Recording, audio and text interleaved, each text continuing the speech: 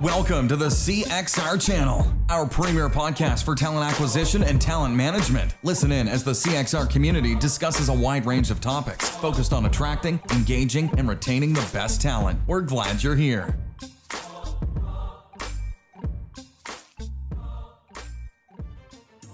Hello, everybody. Welcome to the Career Crossroads podcast and a part of the show that we call eXpert Tease. My name is Chris Wade. I'm the president of CXR, and I am your host for the next thrilling 10 minutes as we catch up with industry friend Shaunda Zilich, who is the global talent brand leader at Qualtrics. Now, these episodes are sort of a fast talk track with industry leaders and industry personalities who have agreed to come on and share a life or work lesson they have learned. So this could be a victory in their recent career and how they got there, or a crushing moment in their lives that proved to later galvanize them from failure. If you were here last week, you got to enjoy that one. It was like I probably laughed the entire episode, but regardless of the topic, it is derived from our 2021 priority survey that literally anyone can participate in and that already has focus areas sort of honed down from hundreds of talent leaders from around the world. So if you're interested in adding what you think we should be sharing about, head over to the 2021 priorities benchmark that can be found within the research and reports section of cxr.works. Now, if you're with us live today, you can jump on that keyboard and add a question for our guest in the chat section. And if we've got time, we'll take a shot at getting it answered. If not, we'll address it in our open and free exchange at cxr.work/talent talks. With all that, Shaunda, how the heck are you? Great. Thank you so much for having me on here. I'm so excited. I feel a little pressure now. You laughed the whole time last week. I feel like now I'm going to try to be funny, and I'm probably not going to be very funny. So it's okay. It was a terrible story. Somebody's youth. You got to listen to it. It was really funny. I will. I've got to. You definitely have me on the edge of my seat. So if our listeners are watching in the video cast, they likely see that you have a guest with you. I do. This is Wesley. He is my 13-year-old son. Today is job shadowing day.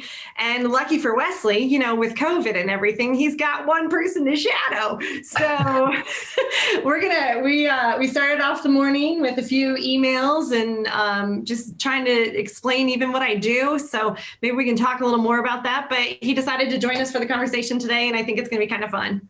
All right, Wesley, we're glad to have you on. Anything you want to share before we jump right in? No, I'm good. No sports forecasts, nothing like that? Oh yeah, who's gonna win? Who's gonna win March Madness? I'm probably gonna go with Michigan. Just because my mom cheers getting for them. Good with me already. Yeah, good chance. We need livers back though. Yeah. Okay. Eric's excited about that. Blue. There you go. Well, look, so Shaunda, and Wesley, feel free to jump in throughout the entire conversation. As a global talent brand manager, right? We know that there's a ton on your plate. There's always tons for you to do. There's just so much responsibility, especially at a large organization, a global organization. And while you've done things right, we've talked about this, you've not always been able to knock it out of the park, have you? No. No, in talking about, and just, I guess for our viewers too, I was at General Electric before, kind of implemented that global employment brand strategy for General Electric. And then close to 3 years ago, I joined Qualtrics, actually, for the same type of reason. And you want me to just dive into what I've done wrong? Yeah, nobody wants to hear about what you did okay. Like, what would you say is probably, like, if you had to sort of silo it or break it down a little bit, like, how would you sort of position the challenges that you had to learn from? Like, where you didn't quite make it all the way to the hoop. Welcome, Wesley. You didn't quite make it, right? The missed 3 points. Like give us that from a high level. Yeah, so I think the biggest thing to point out is one of the biggest areas we're concentrating on at Qualtrics, and that I was concentrating on when I came in, was to evolve our current recruiting org into an attraction-led recruiting org. And so what does that mean? Just make sure we're all on the same page is, instead of going and finding the needle in the haystack, we're basically applying a huge magnet to the haystacks, and we're trying to attract all those needles to us. Now, doing this, stepping into a recruiting org where basically every single person that was part of the recruiting org was a full-time recruiter, I should have thought to myself, maybe I need to be very thoughtful and respectful on how I approach this. And unfortunately, I did things wrong. And looking back, obviously it's been 3 years. I can probably simmer those down into basically 3 things. Okay. One is, I think, I went in with my vision. I went in and I said, hey, this is my vision. We've talked about how, and you guys, we can get this out if we want to, but I have a huge journey map that I put together of every single stage from unaware of an employer all the way through to alumni of a company.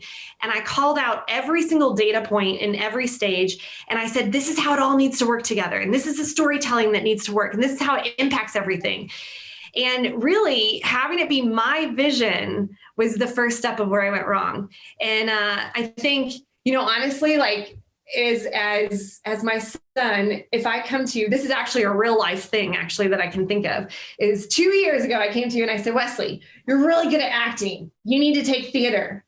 How did you respond to that? Since it was your idea, I didn't want to take theater, and I wanted it to be my own idea to take theater. So I ended up not taking it. Right. Yeah. But then a couple months ago, you came to me and you said, I want to take theater. Because now it's his idea. Yeah. When it was his idea. And so I think that's the first big thing is I went at it as, hey, this is my vision. Everyone get on board with my vision. And what I should have done is I should have tried to figure out ways to allow our recruiters and allow our hiring managers and allow our talent acquisition leaders to say, hey, look, this is our vision. We want to be attraction led. We want to do this faster. We want to do it smarter, and put steps in place to not be my vision, but to be honestly their vision, or really our vision, right? Instead of 2 teams like that. Yeah. I think one of the toughest lessons I learned as an up and coming leader was that being a leader wasn't necessarily about taking people somewhere. It was about getting them to go with you. Yeah. And that's a tough lesson for everybody to learn. And I should have known that, right? Kicking myself. For sure. It's one of the I want to keep going, but I saw this journey map that you were working on when you were in the midst of, you were knee deep in it and you were slugging it out to build this thing. And I have to tell you, success or fail for that map, it's one of the most impressive documents I've ever seen from a candidate journey, just from an experiential standpoint. I've added a lot to it too, because now, honestly, for me, there's in this journey, is that was mostly about the attraction led and the recruiting side of it. But the reality is, in employment brand, we serve 2 masters. We serve the attraction and recruiting side and the talent brand, but we also serve the company brand. So now it's even more overwhelming, I'll put it that way, on involving the company brand and the data points that it actually impacts as well in each stage. So we can dig into that deeper sometime. It takes way more than a podcast. For sure. It took at least an hour just to walk through that. It was every touch point. It was really incredible. Thanks. I'd say, in moving into even additional things that I've done wrong, honestly, the second thing is my background's in marketing. And I think,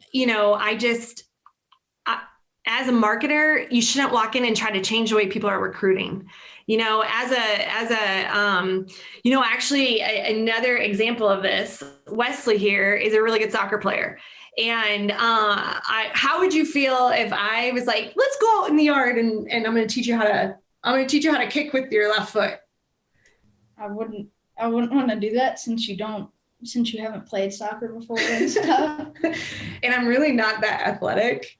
Well, so, right there is a great example, I think, and I think, even building on the analogy, if your dad took you out to play soccer, how would you feel? I would feel better since he's played soccer for a long time and he used to coach people too. So, and then, so your mom has no athletic street cred to you. Well, in running, he's being nice. She no soccer cred. Run well. Yeah, I'm not a soccer. In fact, we've tried to do passes before, and he's like, I'd rather not. But that makes a lot of sense. You're talking about this perceived issue of true credibility before you just come in and turn my world upside down. Right. if my coach asked me, like if my coach were to teach me some of these things, I would feel even more sure because he coaches right now and it hasn't been a while since he's coached and he probably still plays too. So, yeah. So one of the things that I think the analogy, and that even plays well into the analogy, right? Like one of the things we've now got in place is we actually call them TARPs. It's a horrible acronym, but it's talent acquisition, something. I can't even remember what it stands for. Anyways, but we have one on every one of our recruiting teams. And what they are is basically a talent brand represented. They meet with my talent brand team on a weekly basis, and they go back to their teams. And there are basically our champions for those teams. They are full-time recruiters, which is a balancing act. And I'm not sure we've exactly figured it out yet. But getting the message, getting behaviors, getting feedback even to our team from that through them is way easier than if I'm trying to go to their team meetings, because we tried that for a while. I'm going to their team meetings and I'm saying, hey, let's do it this way. And they're saying, no, we don't want to, or no, that doesn't work. Instead, if these TARPs are actually going, they're like, hey, I did this video online to post for my job. I had 4,000 views within 24 hours. Then I had 3 people in the pipeline. Then I had this. It's a lot easier for them to buy in coming from the TARP rather than coming from somebody from Talent Brand. So I'd say that's the second thing is you don't know everything as a talent brand specialist. You've got to have that recruiting background.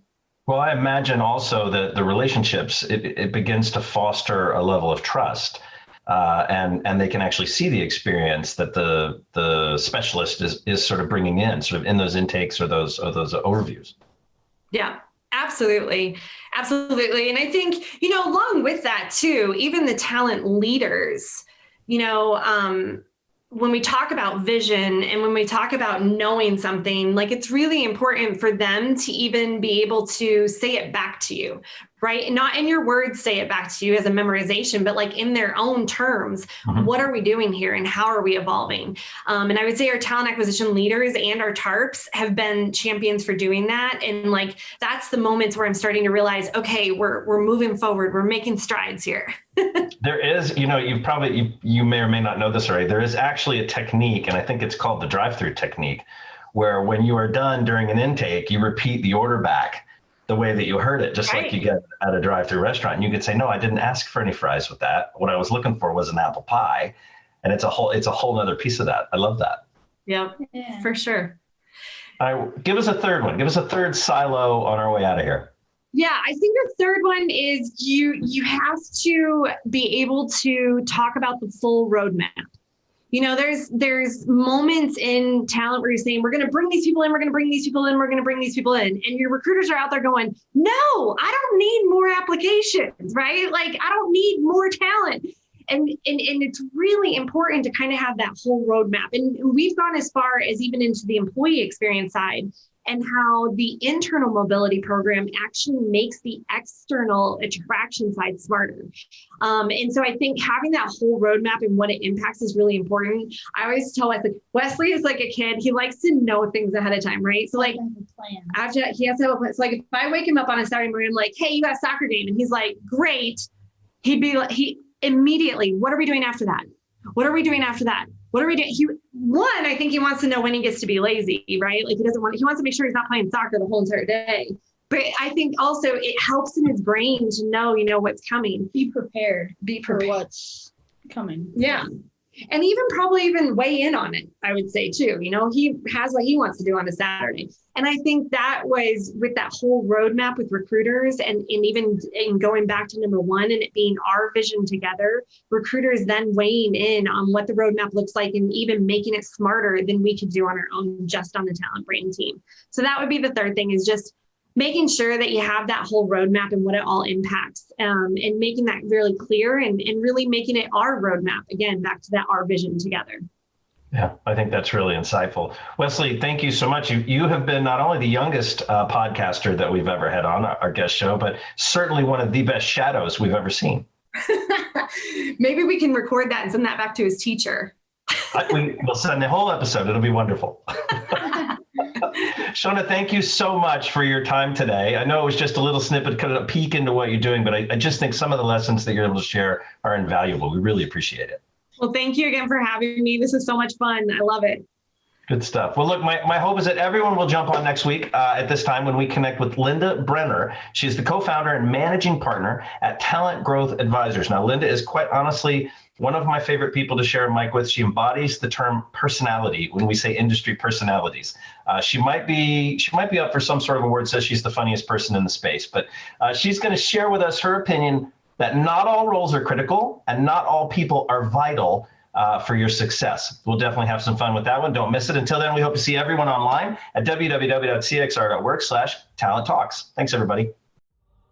Thanks for listening to the CXR channel. Please subscribe to CXR on your favorite podcast resource and leave us a review while you're at it. Learn more about CXR at our website, cxr.works, facebook.com and twitter.com/careercrossroads, and on Instagram at careerxroads. We'll catch you next time.